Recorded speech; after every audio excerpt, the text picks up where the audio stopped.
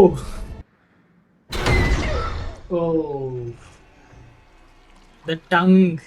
The tongue is fucked up. So I just watched Alien Romulus and it was fun.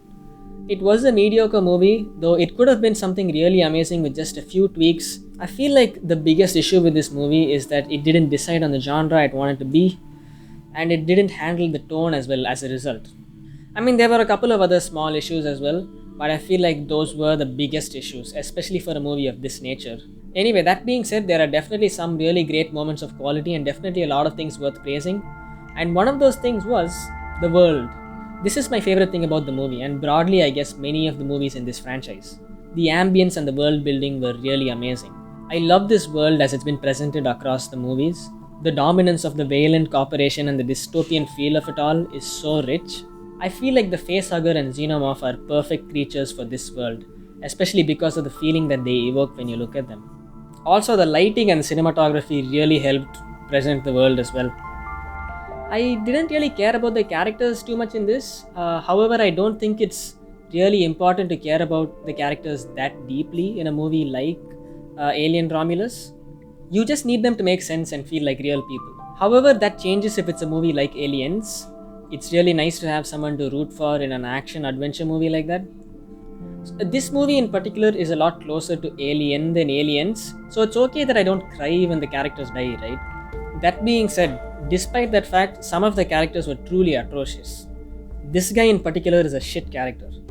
You can have a good asshole character like Burke from Aliens, because it kind of makes sense why they behave the way that they do. Most people are aware of someone like this in the real world who behaves this way because of greed. This guy, on the other hand, is just a dick. I'm not sending my brother up there alone. He's not your brother though, is he? Go on, shut the fuck It's up. true though, isn't it? He's not your brother, he's just weighted down because your dad found in the trash. The fact that he's saying it in a British accent makes it so much funnier. Oh, she didn't tell you?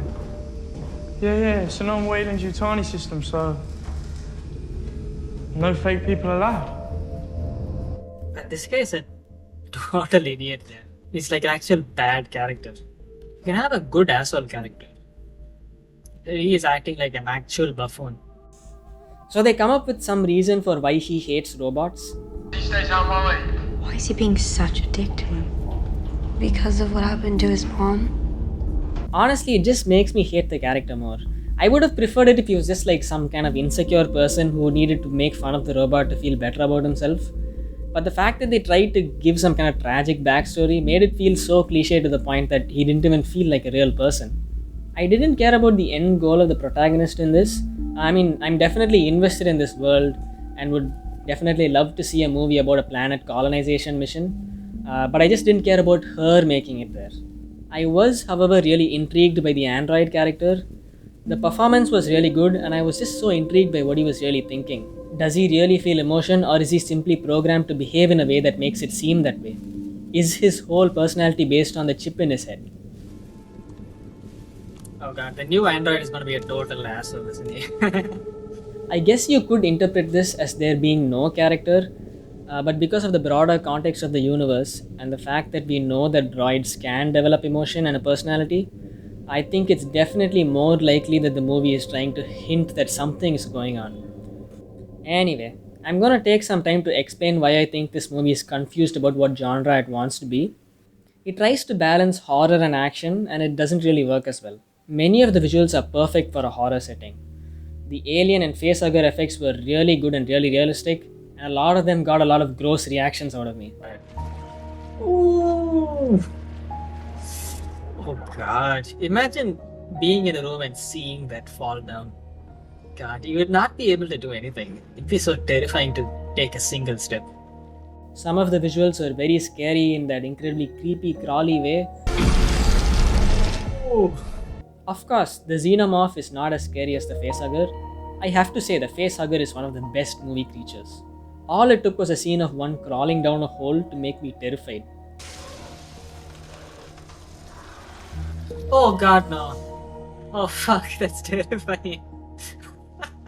It reminded me of the suspense we felt in Aliens when we know the facehugger is in the room and we anxiously wait for it to attack. God, that movie is so good, dude. And my god, the tongues. God, that was some fucked up shit. Oh, the tongue. The tongue is fucked up. However, despite all of this being great, I think the movie overdid it a bit to the point where you actually got desensitized to the creatures. More isn't always better, actually. I think one of the most amazing things about Alien is the fact that just one facehugger and one xenomorph was able to kill the whole crew. This movie does too much in terms of style as well. The dynamic camera movements and zooms, though really well executed technically, made the movie less scary. You need to just show the audience things sometimes. Slower camera movements can create a sense of claustrophobia that can be really good for a movie like this. The movie also didn't hold back in terms of its use of sound. I feel like silence is one of those effective ways to build tension in the movie. Honestly, I was surprised because the director of this movie is the guy that made Don't Breathe, and silence was really well used in that one. And it has so much tension too because of the silence. I'm not sure why they didn't do the same for this movie. This is the kind of scene this director is very good at. The quiet horror, right? Keeping it quiet, honestly, makes the tension so much better. That wasn't good. That jump scare wasn't great. Just as I was saying. Maybe the reason they didn't show the alien as much in the first one was because of technical limitations. But regardless of if that's the reason or not, the fact that we see the alien a lot less in the first one worked to that movie's advantage. Once you see something get killed over and over, or the characters escaping it over and over, it just stops being scary. In order to truly scare the audience, you need to tease them. Show glimpses of the creature, show silhouettes or some visual in the dark where it's barely visible, and slowly progress to the point where it directly attacks characters. And it needs time too. You can't just jump from one event to the next. Alien takes much more time to build the world and build the tension and build the suspense than Alien Romulus does. The beauty of the chestburster scene in the original is the fact that they simply let us watch it quietly. A creature we've never seen before, characters watching in horror. The feeling of watching that scene is truly unique and can't be found anywhere else. Honestly, it's not as effective as the 70s one. The close-ups are good, but just the lack of blood and the way the skin and things looked. Despite the fact that Aliens improved the effects a decent amount, the first one just absolutely destroys it. This scene would not have worked as well if there were fancy zooms and fast camera movements and unnecessary sound effects. What is that sound effect? Honestly, there were some shots in Alien Romulus that were just goofy. Almost like a goofy action movie has infested this potentially great horror movie. Oh, this is goofy, dude. Come on.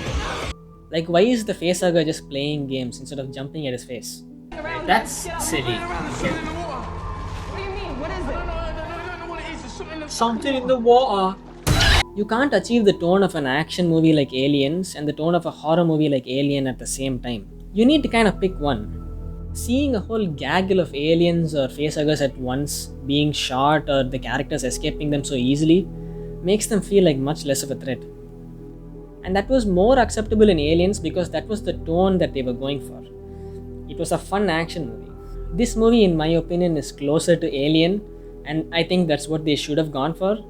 If this movie was going to be like Aliens, it needs more characters to root for, which just aren't there in this movie, and definitely a lot more suspense in the action scenes. For example, the whole thing with the ammo running out was totally botched.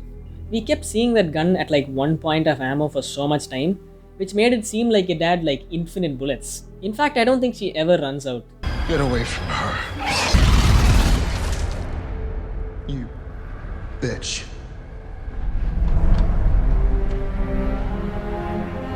We need a scene where she runs out of bullets and needs to figure out a different way to deal with that situation. Or else it feels like the plot device of limited bullets being an issue isn't really an issue. Get away from her, you bitch! Anyway, the acid scene was cool. The guns and the auto aim was cool. So anyway, let's talk about the weird thing that happens at the end of the movie, shall we? Nothing is. Oh, girl. Is she gonna get the facehugger? Who's the problem?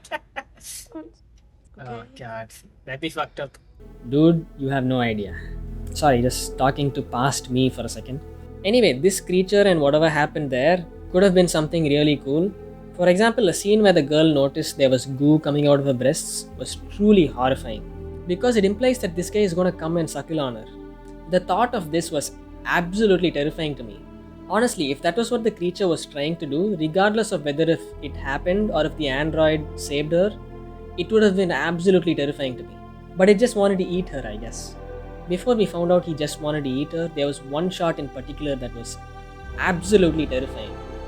And it gave me the same feeling that we had during the turkey baster scene in Don't Breathe, a feeling of wanting to puke.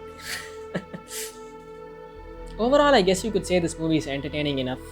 I think it's a really great choice if you like sci-fi, action, or space. I feel like it could have been something really great if it decided on a specific tone and kind of just stuck with it. If it wanted to be an action movie, it should have gone all the way. If it wanted to be a horror movie, it should have gone all the way. Anyway, this movie is okay. I'm giving it a 6 out of 10. If you disagree with me, argue with me in the comments. And if you enjoyed the video, definitely like and subscribe for more. And thanks for watching. Until next time.